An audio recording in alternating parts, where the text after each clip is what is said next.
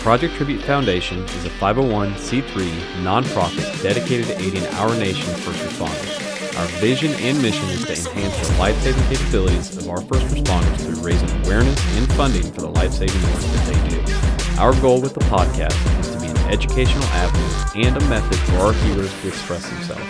In the podcast, we will discuss various tough subjects. Some of the subjects may be uncomfortable or controversial. Our guests have the right to share their thoughts and ideas, and for our listeners to hear the unedited words of our guest. The Foundation's role is to showcase a diverse array of thoughts and opinions within the first responder community. If you hear something that you do not agree with, please consider reaching out to us at projecttributefoundation@gmail.com and join our podcast. If you're a first responder and you would like to share your story, we truly would love to hear from you and learn from your experiences. Please enjoy this week's show, and as always, like, comment, and share to help us grow. You can find more information at www.projecttribute.com. Thanks, and have a great one. All right, Jared Gorman here with Kat on our final edition of the podcast, this current one. Hopefully she decides to come back and join us. But if you haven't been following along, I would say go back and listen to the first other few podcasts. We've been talking for a couple hours now, so I don't know how we're going to break it all up yet. But go back and listen to those first few. But just kind of recap, we've talked about a lot of mental health stuff, dealing with first responders, just mental health in general. Our personal experiences. You've talked, more about your personal experience than I have, but go back and listen to the other podcasts because I've talked about mine. Jared. So let's kind of recap everything and kind of bring it all to a nice little bundle with a little bow on it. Okay. Make it as pretty as we can. Yeah. It's not possible, but I mean, do you want me to kind of recap? Sure. Well, yeah. This is your show. But listen to the other podcasts because Jared shares his thing. So they don't listen it's to me. Jared's show.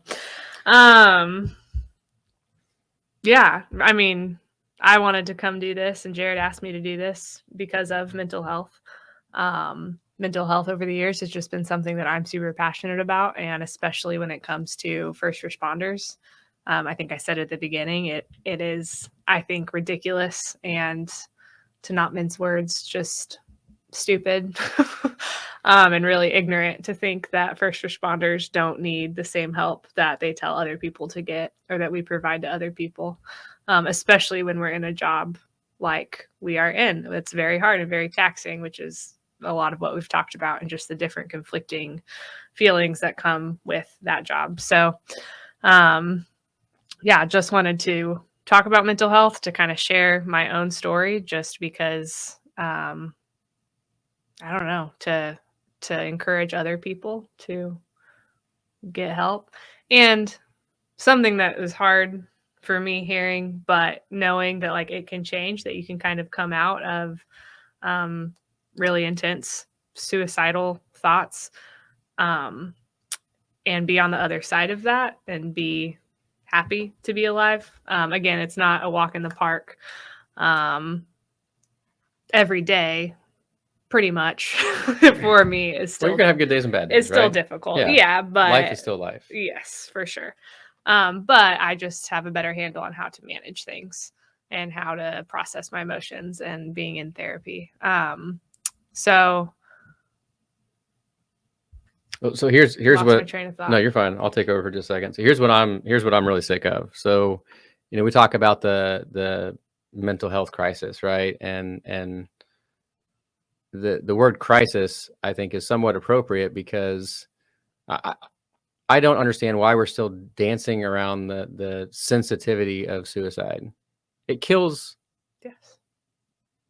It's the number one cause of death for first responders every year for the last at least 15 years running, as far as I know. Mm-hmm. How's that not fucking crazy? Yeah. I mean, can we stop let's stop pretending that it's not a problem and we have a dangerous job. Yeah. I mean, I fly around in a helicopter. There's a problem in a helicopter and you're in the air. It's probably not going to end well. Yeah. But I do feel a little safer in a helicopter than I do in some medic units, depending on who's driving it. But normalizing it and talking about it are the only ways that it's going to change, which is, not the only reason I started this podcast, but it's been therapeutic for me as well. But my hope is that we can stop dancing around the idea that, just you say the word suicide to some people and they're like, they get really uncomfortable. I mean, I know it's an uncomfortable topic, but it's killing more of us than anything else. And if there's no cause of death put out, it's a suicide. Yeah. Right. Like if they don't say why a first responder died, it's suicide. You can pretty much. When you come back for the next podcast, you decide to do this. We can talk about this, but how many suicide calls have you ran? Like, how many suicide calls have you ran on a patient that was, I've had 16-year-olds hanging from a ceiling fan from their belt. I haven't yet, but I dread the day that I will. I mean, how would that have affected you 2 years ago? Oh, would it have me up? It is by probably the grace of God I never ran that. And we don't have, I thank God that you're here right now. Yeah. But we don't have a choice with what we run. I mean, we get called to something, and if it's a touchy subject for us, we can't say, hey, I don't want to run this one. Can you do this? We don't really have that choice a lot of times. So, or a family member. A lot of our, I don't know the exact statistic, but 10 years ago or something, 80% of fire and EMS was volunteer in this country. And most volunteer departments are in smaller communities. So they know the people that they're, I think John brushed on that on the first part of the podcast, but it's just thing after thing after thing that is against us. Yeah. And I'm not trying to be like, we're better than anybody else, but I think with what we do, we're subjected to more of the stuff than the normal individual. I'll tell you right now, I could not do my wife's job and she could not do mine. Yeah. She does banking and numbers and I have enough numbers with my paramedic medicine calculations and all that. But and this is just talking about the stuff that we deal with. This has nothing to do. We didn't even really talk about, the stuff that probably had led to you being suicidal in the first place. Right. It was not this job. Right. Yeah. But it brought it out, which is what we see a lot of times. 100%. And then I'm just bringing up things that we can talk about in future podcasts, but I guess I'm coming back. I would like for you to. I would love to. But, there were a couple of suicides by first responders in Kansas City after their crew members died in an arson fire. Yeah. Right. That was 2018, right? Yes. So we have, basically two families, right?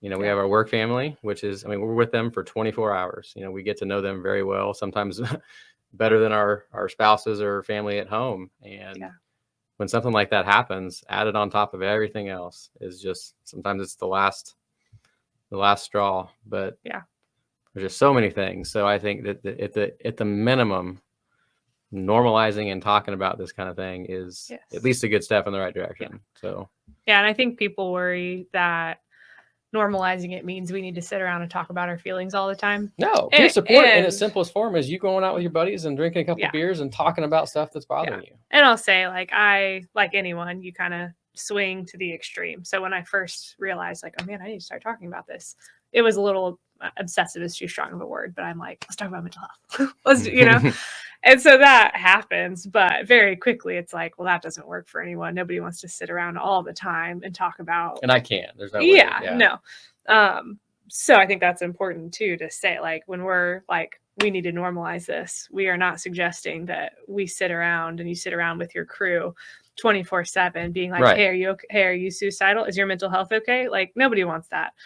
But having it not be a taboo subject where if I'm like, hey, I'm depressed, people are like, oh, you're then labeled weird. Right now. What do we do with that? It doesn't have to be that big of a deal. It's serious. Mental health is serious, but I don't know. Today, the only way to treat it is to talk about. The biggest way to treat it is to talk about it and figure out a game plan. Right? There's a reason. Yeah. There's not, when it comes to being suicidal and having the different mental health problems that we have, there's a reason. Yeah. It's proven. There's science. Yeah.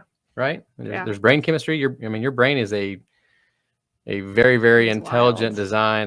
We haven't even brushed the surface on what our brains are truly capable of doing, but it's not, for the most part, a lot of this stuff is not stuff that's in our control. For the most part, it's subconscious. It happens out of necessity for us because we have to do our jobs. Yeah. I mean, and if you never get out of that fight or flight response that we're constantly in when we're on duty, because I mean, I might sleep even if I'm on duty.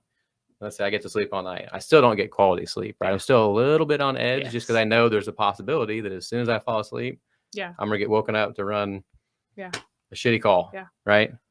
And so, I've heard guys who are engineers specifically, because I was never an engineer, but say that when they are driving the truck, their stressful. sleep is worse because they know that they have to wake up and drive. Yeah, we haven't even talked about that. I mean, the stress levels. I mean, we get woken up. For those of you that are not fire, EMS, police, whatever, work 24-hour shifts, I get woken up with a obnoxious, loud noise. My lights turn on for me, and then they immediately rattle off a bunch of information that I have to then get on my radio and reply to, and then go perform possibly some of the craziest things I've ever done in my life. Yeah. To a complete stranger. Yeah. I mean, I go from, so what's the second leading cause of death for first responders? Cardiac. Yeah. Cardiac heart problems. Yep. Gee, I wonder why. Uh-huh. Yeah, weird. Yeah, I know you got to listen to all that information, and then you just reminded me of when I slept through a call because the lights go off. I will confirm not confirm or deny that I've slept through a call before. I was never left. The guys on the truck were super nice. If you have nice crewmates, they need to wake you up. Yeah, yes. They didn't leave me, but I was, half awake and I'm listening for our truck and I'm like, oh sweet, it's gonna happen. They never said it, and then I thought I just was hearing too much. You thought it was in a dream, didn't you? Well, no, I got up to go to the bathroom, but I was still pretty sure no one was there. And then my partner opens the door at the end of the hallway in his full bunker gear. He's like, "What are you doing?" I was like, "Whoa, shoot!" Going pee? Yeah. I will be right there. So yeah. Hey, wait. Hear it? I do hear it. I don't know if you guys can hear it. We got some sirens in the background, but yes, one other thing. Do you want me to? No. Okay. I just like playing with this little camera button. Switch around everything. I don't know what you're doing, but one thing that I kind of wanted to touch on, which I might have already briefly, but was just for anybody who's feeling super bitter about the job, who doesn't have the perspective that your gut instinct, I say it all the time. I'm like, oh yeah, this job is great. But my gut reaction is this job sucks. It's going to happen at some point. If you're in this for any amount of time, it's going to happen to you. So my gut reaction is no, this job sucks. It took a lot from me.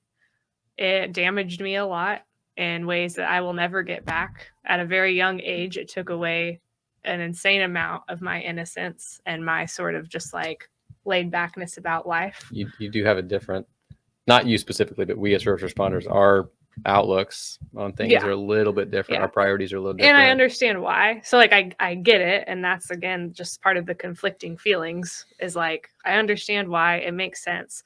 Also, the truth is that this job takes a lot out of you as a person. And depending on how you manage your life, it can damage your family. It can damage your friends.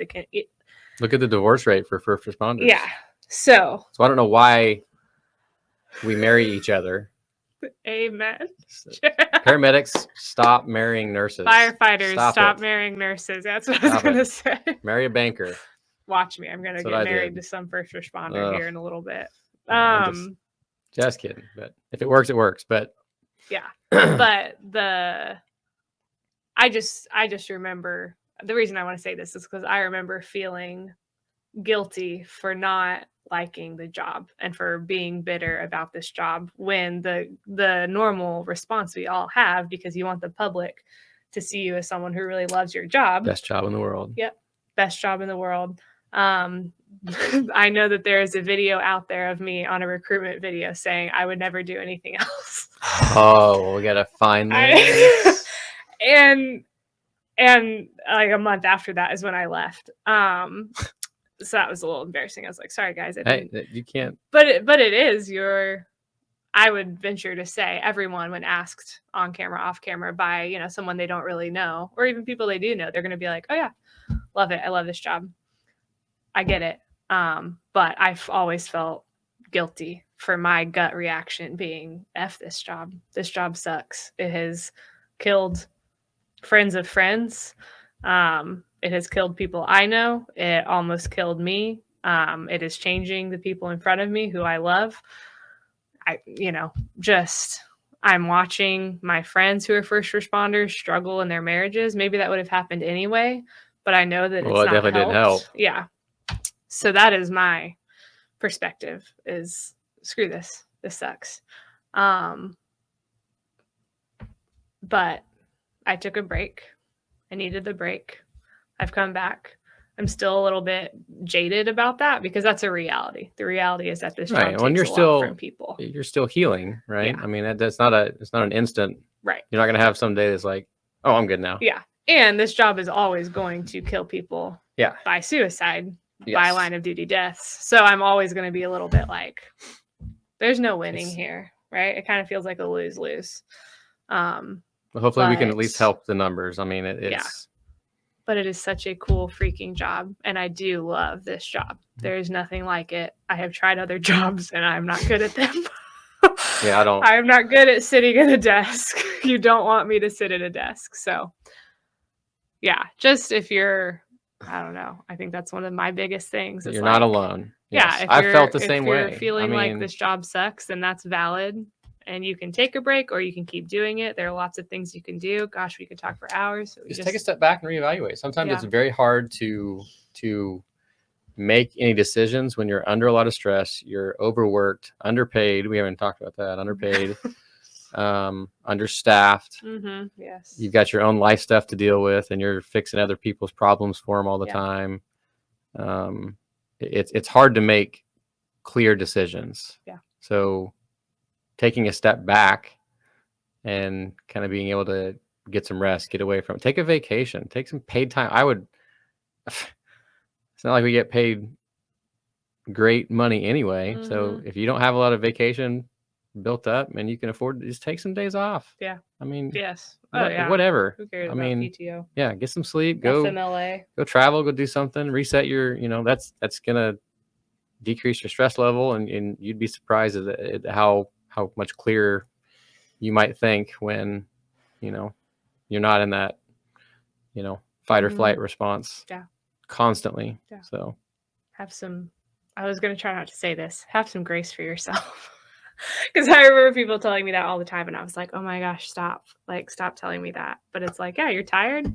Yeah. Because you're just up all night, dude. Like, makes sense. That's understandable. There's no reason to beat yourself up over all those things. But then in the back of the mind, you're like, yeah, that's what I'm doing for the rest of my career, is not sleeping. Basically, I get paid to be a, can't even think of the word right now. Insomniac, basically. Yes, you do. Well, is there anything else that you'd like to touch on? I think we should wrap it up. Always do. Kidding, not, because I have a kid on the way. Take that out of the podcast. Yeah, take that out. Please take that out. I don't want to be associated with that joke. Well, I thank you so much for being here. I'm glad that it all worked out. I'm happy that everything has worked out to this point like it did. Yeah. I never reached out. I mean, we never got like super close or anything, even though you bought my house. But I still thought you were mad at me because I took my fridge and my TV wall mount. But no, I don't even have a TV in the living room. I never wanted. I do remember your mini fridge that you had in there. Oh, I don't remember that. Uh-huh. I found a perfect stainless steel fridge for $300 on Facebook Marketplace. So. Nice. Yeah. I kind of wanted to reach out, but I mean, because I had been kind of doing this mental health stuff for a little while, so I kind of inferred that you just, either it wasn't for you or you had something that came up, but I mean, I always looked at your pictures. I was jealous of most of your pictures. I was like, man, I want to go travel a little bit, but I am so glad you did. I'm glad that you're here. Yeah. Love to have you back on. Yeah. I mean, I'm sure this will help somebody out there. So That's the goal. thanks for sharing your story. I know it's not easy to do sometimes. Yeah, I'm happy to do it. Seriously, this is awesome. Well, thanks for you guys for listening. We got some new merchandise. I'm looking at our screen over here. So projecttribute.com is our website. The very top of the website has a big shop now icon. You click on that and it will show you guys all of our stuff. So 100% of what we get from those clothing purchases goes right back in the foundation. We are a true 501c3 nonprofit that we turn around and put that money right back into first responders that'll help save one of their lives or a life of somebody in that community. So you guys can donate. One of the ways to donate is to buy some clothes. They are very good clothes. They're good quality. Kat has one on right now. Good quality. Yeah. Bella canvas. They're very comfy. We can ship them to anywhere. Come check out our new office if you're here locally. If not, then it's awesome. Yep. Anyway, thanks for hanging out and talking. Yeah, heck yeah. All right. Peace.